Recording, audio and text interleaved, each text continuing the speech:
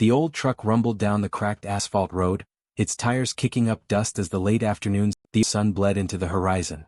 James Carter gripped the steering wheel tightly, his eyes fixed on the winding path ahead.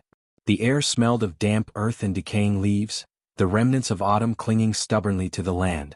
Beside him, his wife, Emily, shifted uncomfortably in her seat, glancing at the GPS on her phone.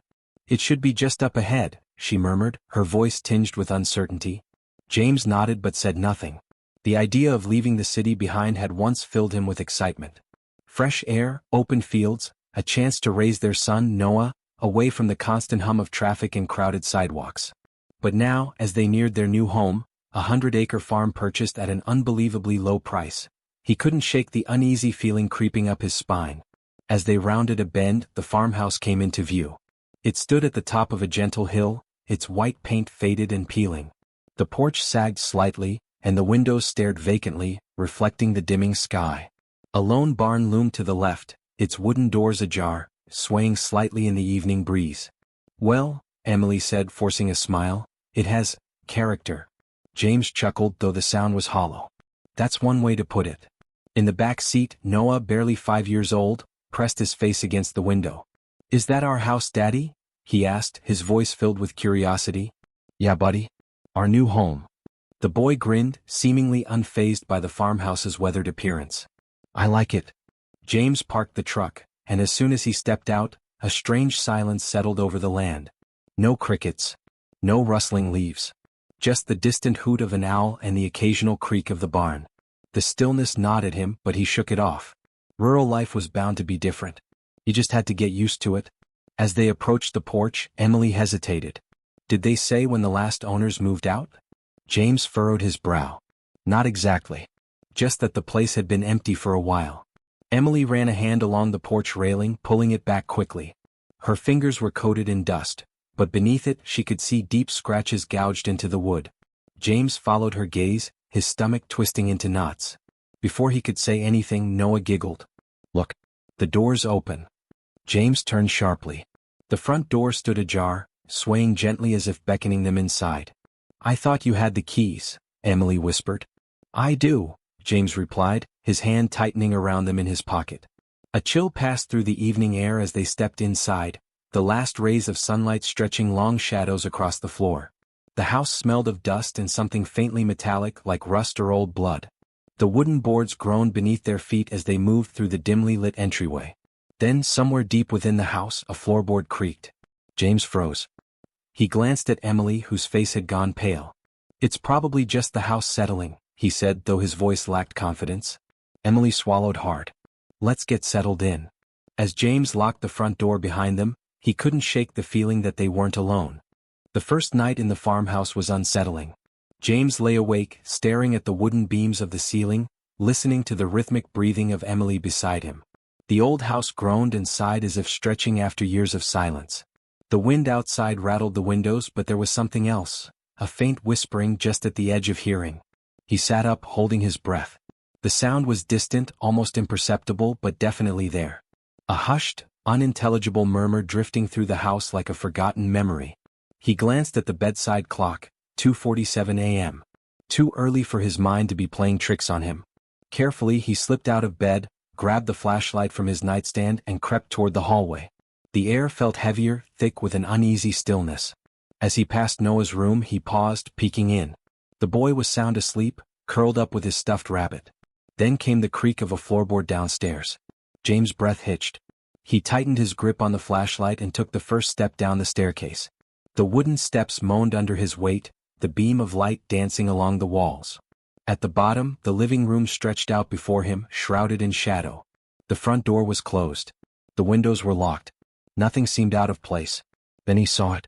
A faint outline stood at the far end of the hallway near the kitchen. A shape darker than the surrounding shadows, unmoving, featureless.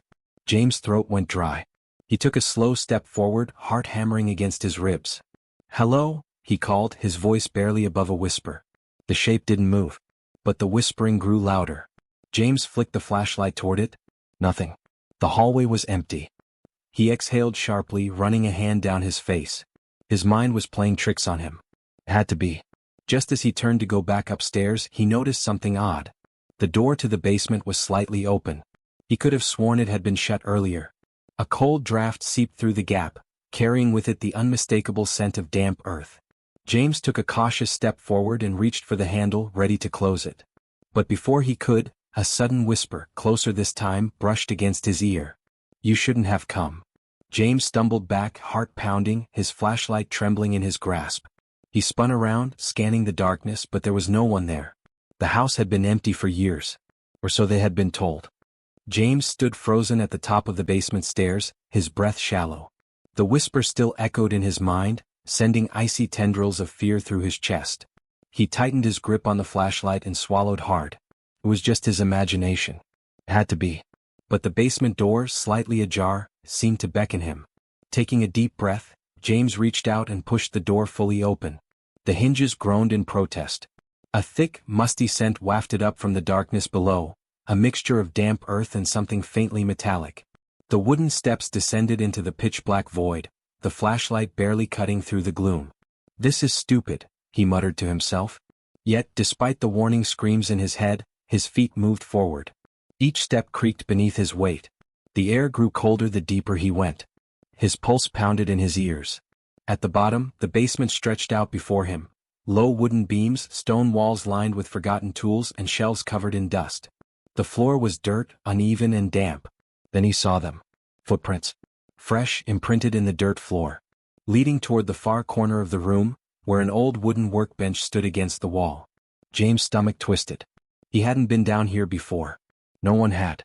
So who or what had left them? A soft shuffling sound came from the darkness behind the workbench.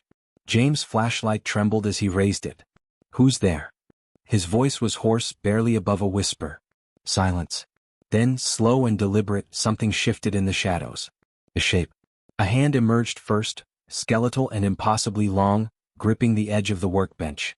Then, as the light hit it, a face began to emerge from the darkness. Hollow eyes, too wide, too black, stared back at him. James staggered backward, his breath caught in his throat. The whispering returned, louder now, swirling around him like a cold wind. "You shouldn't have come." His survival instincts kicked in. He spun around and bolted up the stairs two at a time, nearly tripping as he reached the top. He slammed the basement door shut, twisting the lock with shaking hands. His heart pounded in his chest, his breath ragged. A small voice broke the silence behind him. "Daddy?" James whirled around to see Noah standing at the top of the stairs in his pajamas, rubbing his sleepy eyes. "Why are you making so much noise?" the boy mumbled. James forced a shaky smile, trying to steady his voice. "Go back to bed, buddy. Everything's fine." Noah frowned, tilting his head slightly. "Who's that behind you?"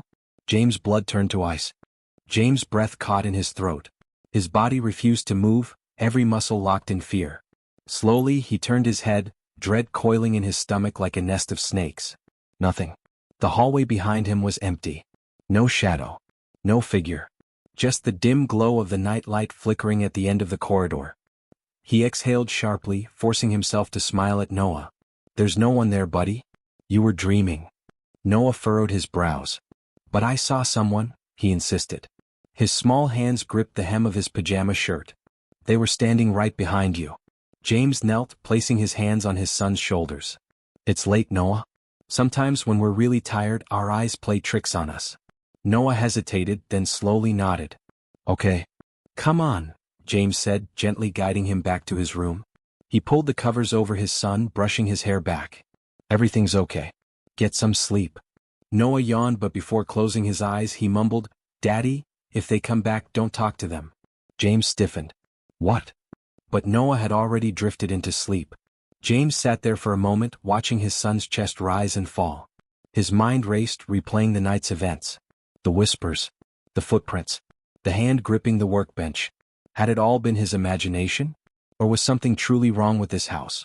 Shaking off the thoughts, he returned to his bedroom. Emily stirred as he climbed into bed, her voice thick with sleep. "Everything okay?" "Yeah," James lied, staring at the ceiling. "Just getting used to the house." But deep down he knew there was something else. Something watching. Waiting.